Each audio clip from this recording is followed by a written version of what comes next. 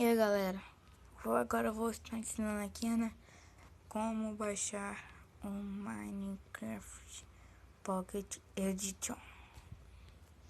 Eu vou deixar o link do download na descrição, né, pro pessoal, né, aqui no Google, né, tá aqui no YouTube, a gente Mediafire.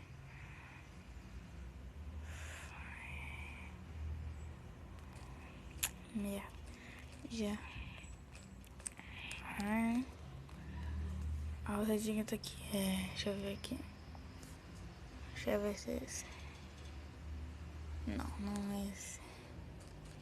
.com/mcp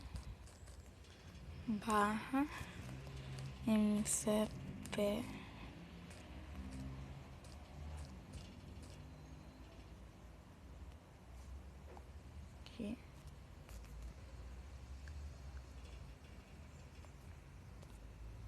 GVT horrível.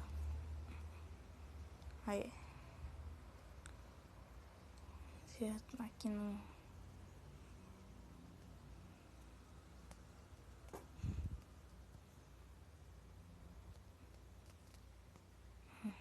Aqui. Versão 0.11.0. Então, galera, esse aqui, no caso, você vai clicar aqui em download. Vai dar isso aqui, aí você coloca assim, vai instalar. Você, no caso, vai pressionar assim, aí você clica e aperta instalar e espera um pouquinho. Ô, merda. Ah, tá.